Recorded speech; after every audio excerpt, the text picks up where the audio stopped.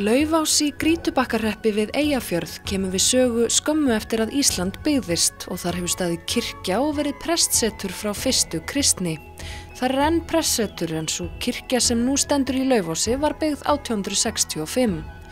Búsetu í Laufási má rekja allt aftur til heiðni en í elsta hluta gamla bæjarins talið að séu viðir allt frá 16. og 17. öld. Laufásbærinn bustabær, dæmigerður fyrir íslenska bæjargerð þess tíma en þó töluvert stærri.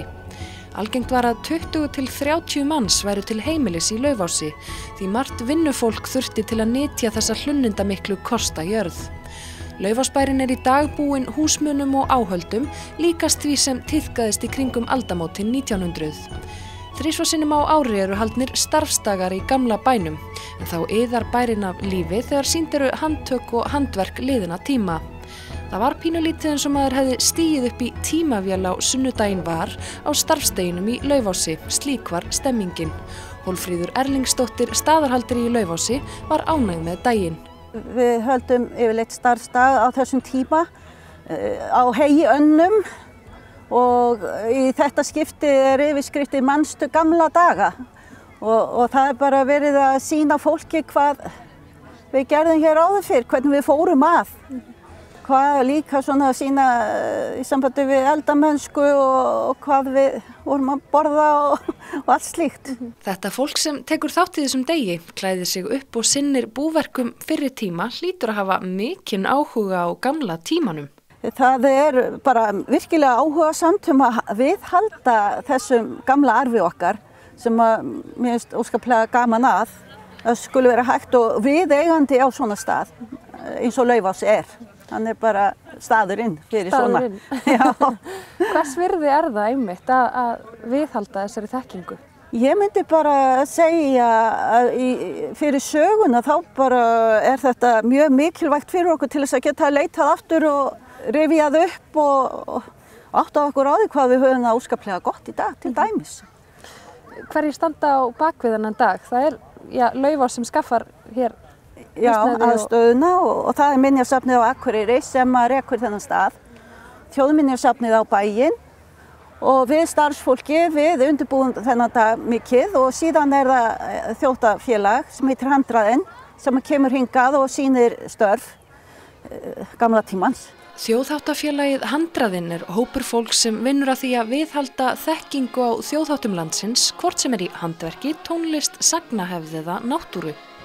Þetta byrjaði á athöfn í kirkjunni og þar voru svona nokkur erindi. Það eitthvað sem hefur orðið að hefð hérna hjá okkur? Það hefur verið svona svolítið til skiptis, við höfum fengið sér að bolla til þess að vera með okkur og síðan höfum við fengið söngfólk og fengið einhvern til að halda eitthvað erindi gamla tíman og við erum bara svo heppin núna. Þetta var allt heima fólk má segja.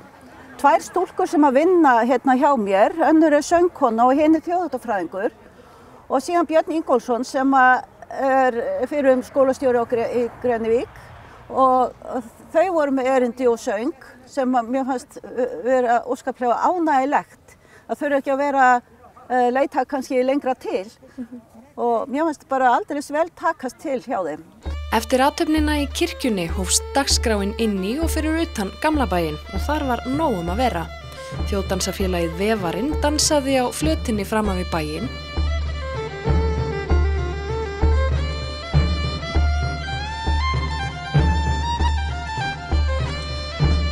Það var slegið og rakað upp á gamla mátann. Það voru bakaðar lummur og þær bornar út til þreyttra sláttumanna og kvenna.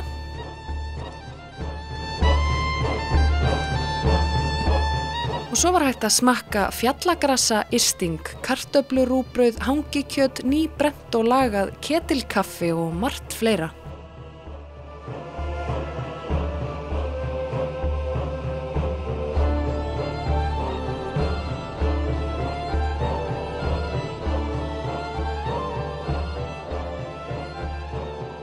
Óbúslega mikið af fólki hérna í dag, bæði fólk héðan, svona andlit sem maður þekkir og svo lengra komnir og útlendingar. Já, Við eigum, þá voru skipafarþegar sem komu í dag, hópur beið okkar eiginlega klukkan 9, það kemur hópur núna á eftir og þetta er mikið að vera og það sem þeim finnst gaman að sjá þetta, útlendingunum og gestunum okkar bara yfirleitt.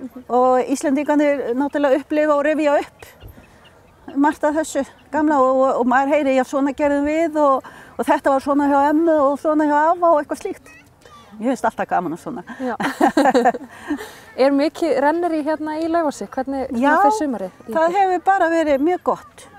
Það er náttúrulega einkennist áltið af rútum frá skemmtiferðaskipunum og svo hefur verið mikil lausatrafík líka og Íslendingarnir droppa við og þeir eru náttúrulega færri en var en samt er mjög mikið fólk á ferðinni núna. Þetta er nú háannatími. Já.